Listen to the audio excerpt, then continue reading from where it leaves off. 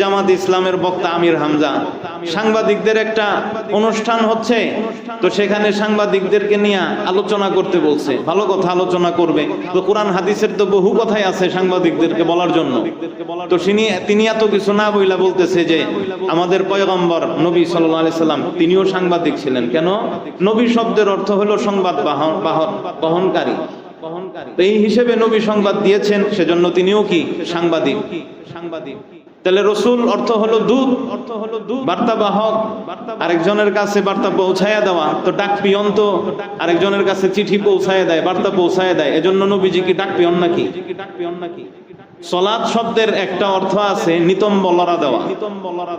সলাত শব্দের একটা অর্থ কি? নিতম্ব চিনেন না?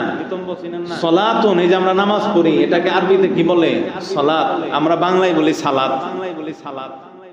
এই যে সলাত বা নামাজ, এই সলাত শব্দের একটা অর্থ হলো নিতম্ব লড়া দেওয়া, লড়াচড়া দেওয়া।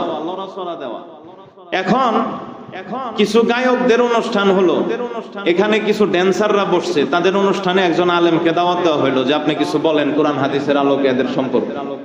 গায়কদের সম্পর্কে কোরআন হাদিসের আলোকে কি কথা নাই? আছে না? কত কথাই তো আছে। কিন্তু আমি যাই বললাম, দেখেন সলাত শব্দের অর্থ হলো নিতম্ব লড়া দেওয়া। আপনারাও যেহেতু ড্যান্সের সময় আপনাদের নিতম্ব লড়ান, এজন্য আপনারাও মুসল্লি হইলো। তো শাব্দিক অর্থ নিয়ে কি সব জায়গায় লাগাই দেওয়া যাবে? এখন সলাত নামাজকে বানায় ফেললাম নাচানাচি করা। রোজা শব্দের অর্থ সামান্য না খেয়ে থাকা কেউ বলা হয় রোজা, শাব্দিক অর্থে। তো আমি বললাম যে হিন্দুরা যে উপাস করে এটাও রোজা, আমাদের ইসলামে এটাও রোজা। তো হয়ে গেল তাই? সবকিছুকে এভাবে লাগাইলে হবে? এই যে আমির হামজা, সে যে কথাটা বলছে অনেক মারাত্মক কথা। নবীর শানে এটা বেয়াদবি হইছে। নবীর শানে সাংবাদিক শব্দ যায় না। নবীজি সাল্লাল্লাহু আলাইহি ওয়াসাল্লামকে কেউ কি জার্নালিস্ট বলছে কখনো? কেউ বলছে কোথা? কখনো বলছে ইংরেজিতে মেসেঞ্জার বলে। কিন্তু তাকে তো কেউ জার্নালিস্ট বলে না। তাহলে সাংবাদিক হইলে তো তাকে ইংরেজিতে সবাই এটা বলতো, কিন্তু বলে না তো। তাহলে বুঝতে হবে নবীজির শানে সাংবাদিক শব্দটা খাটে না। সাংবাদিক যে সে সত্য মিথ্যা ভালো মন্দ সব খবর দিবে, যা ঘটতেছে সেই সম্পর্কে দিবে, যা ঘটে না সেই খবর সাংবাদিক দিতে পারে না। আর নবীজি সেই সংবাদ দেয় যে সংবাদ এখন আল্লাহ তাআলা তাকে জানিয়ে দিতেছেন, যেগুলো ঘটেই নাই, ঘটার আগেই আল্লাহ তাআলা জানিয়ে দিচ্ছেন। আখিরাতের বিষয়ে তিনি সংবাদ দিচ্ছেন, আল্লাহ তাআলার বিধিবিধান শরীয়ত সম্পর্কে সংবাদ দিচ্ছেন। ওনাকে নবী বলা হয়। তাহলে নবী আর সাংবাদিক কি এক হইল? তাহলে নবীজি সাল্লাল্লাহু আলাইহি ওয়াসাল্লামের শানে সাংবাদিক শব্দ ব্যবহার করা আপনারাই বলেন, এটা কি উচিত হইছে নাকি বেয়াদবি হইছে? বেয়াদবি হইছে।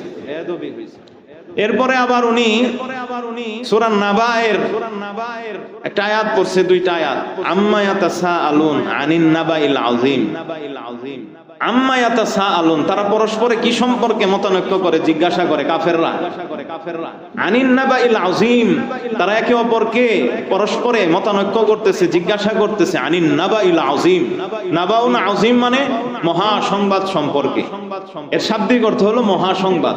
আমির হামজা সাহেব উনি এটার ব্যাখ্যা করছে যে ব্রেকিং নিউজ। ব্রেকিং নিউজ সাংবাদিকদের মর্যাদা বোঝানোর ক্ষেত্রে তিনি এটা ব্যবহার করতেছে যে নাবাইল আযীম মহা সংবাদের কথা বলছে। এটার মানে হলো ব্রেকিং নিউজ। আপনারাও ব্রেকিং নিউজ দেন, আপনাদের কথা কোরআন শরীফের মধ্যে আসছে, সুতরাং আপনাদের মর্যাদা কি অনেক বড়। এটা হইল নাবাউন আযীমের ব্যাখ্যা কেউ এটা করছে? কোন মুফাসসিরিন তো ব্রেকিং নিউজ দ্বারা কেউ করে নাই। তাহলে এই যে উনি কিন্তু করে ফেললো, কেন? এটাকে তাফসীর বির রায়, নিজের সিদ্ধান্ত দ্বারা তাফসীর করা বলা হয়, যেটা হারাম। তো কোরআনের শানেও বেদবি করে ফেলছে। নাবাউন আযীমের ব্যাখ্যা, এটার এক নাম্বার ব্যাখ্যা করা হয়েছে নবীজি সাল্লাল্লাহু আলাইহি ওয়াসাল্লাম সম্পর্কে। এক নাম্বার ব্যাখ্যা যে তারা পরস্পরে যে বিষয়টা নিয়ে জিজ্ঞাসা করতেছে, মতানৈক্য করতেছে, সেটা হলো নবীজি সাল্লাল্লাহু আলাইহি ওয়াসাল্লাম সম্পর্কে, যে ইনি নবী, ইনি কি গায়েবের সংবাদ দেয়, ইনি কি, হ্যাঁ, এই বিষয়ে তারা এক একজনে সলা পরামর্শ, জিজ্ঞাসাবাদ, ইখতিলাফ, মতানৈক্য করতেছে। দুই নাম্বার ব্যাখ্যা করা হয় নাবাউন আযীমের আখিরাত কিয়ামতের ব্যাপারে, যে তারা জিজ্ঞাসা করতেছে কিয়ামতের ব্যাপারে, কিয়ামত সম্পর্কে। কিয়ামত এটা কি জিনিস? এটা এটা কবে হবে, কেমন হবে, এই সম্পর্কে একে অপরকে জিজ্ঞাসা। এগুলা ব্যাখ্যা করছেন মুফাসসিরিনে কেরাম। আর সেই ব্যাখ্যাগুলো বাদ দিয়ে নিজের মন গড়া ব্যাখ্যা শুরু করে এই যে কোরআনের উপরে কোরআনের তাহরিফ হলো, কোরআনকে পরিবর্তন করে দেওয়া হয়, ভাই এটা যেটা সম্পূর্ণ নিষেধ, একদম হারাম কাজ। ব্যাখ্যা ওটাই করতে হবে যেটা আগে সালাফরা ওলামায়ে কেরাম করে গেছেন, ওই ব্যাখ্যাই ওই তাফসিরই করতে হবে। প্রায় ভুল করতেছে। একদিন এক নায়িকার নাম বলছে ওয়াজ করতে যায়, হ্যাঁ, বিশ্ব সুন্দরী কোন নায়িকা জানি আর নাম নিয়ে পরে ওটা বলছে। আবার এরপরে আরেকটা কি জানি ভুল করছে, আমার খেয়াল নাই। মানে প্রায় সময় এই যে ভুল করতেছে।